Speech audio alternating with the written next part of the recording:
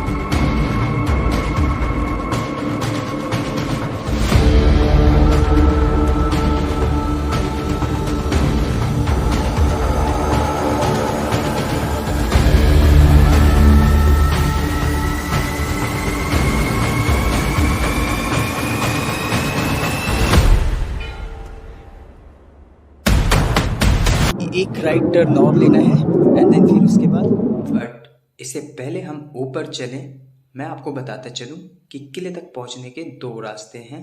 एक उरवई gate and दूसरा गुजरी महल। गुजरी महल की वीडियो को मैंने ऑलरेडी कवर कर रखा है, तो आप उस वीडियो को भी चेकआउट कर सकते हैं। हम अभी जिस रास्ते से चलकर जा रहे हैं यह रास्ता काटू भरा, ये मैं क्या बोल रहा हूँ।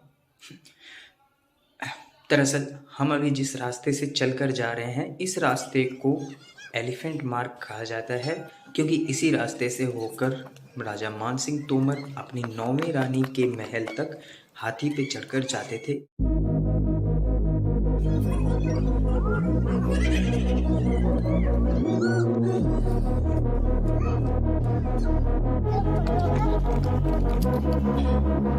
Almost I reached eight top. बस एक राइट टर्न और लेना है एंड देन फिर उसके बाद टॉप पे।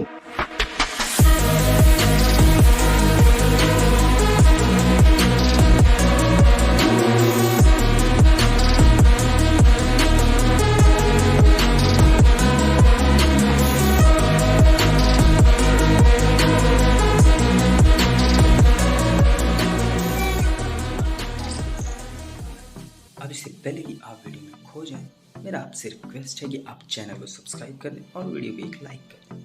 That's simple. Thank you so much. किले को मानसिंह तोमर के बाद इब्राहिम लोदी और इब्राहिम लोदी से पानीपत के पहले युद्ध में बाबर ने इस किले को जीत लिया। फिलहाल हम अभी एक टिकट लेने जा रहे हैं जिसका फेयर 25 रुपये पर हेड है। इस टिकट से हम 3 प्लेसेस कवर कर सकते हैं। पहला मानकिला, दूसरा तेली का मंदिर और तीसरा सात बहू महल। तेली का मंदिर और सात बहू महल यहाँ से 2 से 3 किलोमीटर की दूरी पे है। जैसे ही हम किले पे प्रवेश करते हैं तो सबसे पहला स्थान जहाँ पर हम पहुँचते हैं वो है इस किले का एक बड़ा सा कोर्टयार्ड, एक आंगन। ऐसे 2 आंगन थे किले पे। यहाँ आंगन पे नृत्य हुआ करता था और रानियाँ ऊपर इन पर्दों पर से देखा करती थी। यहाँ पर 9 खिड़कियाँ हैं, क्योंकि उस समय पर्दा प्रथा चलन में था, इस वजह से रानियाँ पर्दे में ही रहती थी, पर्दे से बाहर नहीं आया करती थी। आंगन से ही लगा हुआ है एक मंदिर और मंदिर के दीवारों पे 3-3 के जोड़े में कुल 33 छिद्र बने हुए हैं, जो कि हमारे हिंदू धर्म के 33 कोटि देवी देवताओं को सूचित करते हैं। किले के दीवारों के बीचों बीच अंधेरी रास्तों का एक जाल है और इन अंधेरी रास्तों से चलते हुए हम इतिहास के एक ऐसे स्थान में पहुंच जाते हैं जहां पर किसी समय रानियों का मनोरंजन कक्ष हुआ करता था। मुग़ल शासकों ने जब किले को जीत लिया, इस स्थान को एक बंदी गृह में तब्दील कर दिया। यही वो जगह है जहां पर 52 राजाओं को कैद किया गया था। इस स्थान में ये जो खंभों के बीच में 8 स्थान दिख रहे हैं, इन्हीं स्थानों पर 8 रानियों के झूले लगे होते थे। ये जो छोटे छोटे छिद्र आपको दिख रहे हैं यहाँ पर सीढ़ी में, यहाँ पर कांच लगे हुए होते थे जो कि बाहर से आने वाली रोशनी को रिफ्लेक्ट करके पूरे अंदर महल में फैल जाता है।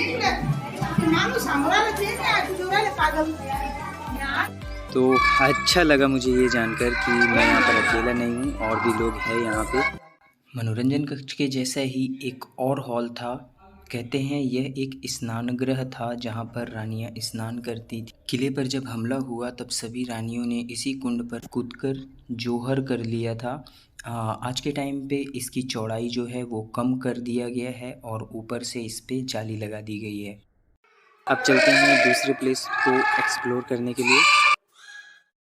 मानसिंह किले से निकलकर दाईं ओर जाने पर हम इस किले के एक बहुत बड़े हिस्से में पहुंच जाते हैं, जहां पर राजा मानसिंह तोमर के पिता, उनके पुत्र शाहजहां, जहांगीर एवं अंग्रेजों तक के शासन का दर्शन यहां पर देखने को मिलता है। कर्ण महल, राजा मानसिंह तोमर के पिता कर्ण सिंह का ये महल है। महल के लेफ्ट साइड में उनकी कचहरी लगा करती थी, जिसे बाद में अंग्रेज़ों ने इस कचहरी का इस्तेमाल जेल के तौर पर किया।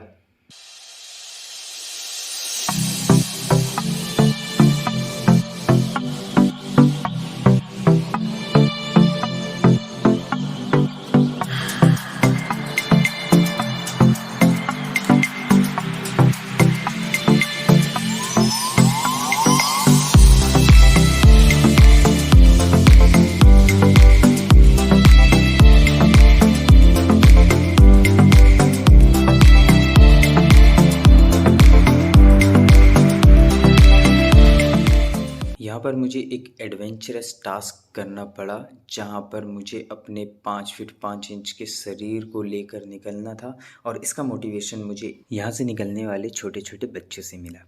यह रास्ता जौहर कुंड, अब ऊपर वाला पढ़ लेना, और अंग्रेज़ों के समय के एम्यूनेशन हॉल को जोड़ता है। इस जौहर कुंड का इतिहास मान किले के जौहर कुंड के इतिहास से बिल्कुल डिफरेंट है। यह जौहर इल्तुतमिश के शासनकाल में 1300 ईस्वी में किया गया था, जो कि मानसिंह के शासनकाल से भी 200 साल पुराना है। इस हिस्से में शाहजहां महल, जहां पर शाहजहां की सेना रहती थी, शाहजहां कभी यहां पर रहने नहीं आया, और जहांगीर महल बना हुआ है। राजा मानसिंह तोमर के बाद तुर्क और अफगान शासन के बाद 1754 ईस्वी में जाट राजा भीम सिंह राणा ने मुगलों से इस किले को जीतकर अपने अधिकार में ले लिया। उनकी मृत्यु के बाद उनके नाम पर भीम सिंह राणा की इस छतरी को बनाया गया। इस वीडियो में फिलहाल इतना ही, फिर मिलेंगे इस किले के अगले पार्ट में, तेली का मंदिर और सास बहू महल में। तब तक के लिए अच्छे रहेगा, खुश रहेगा और अपना ख्याल रखिएगा। Thank you so much.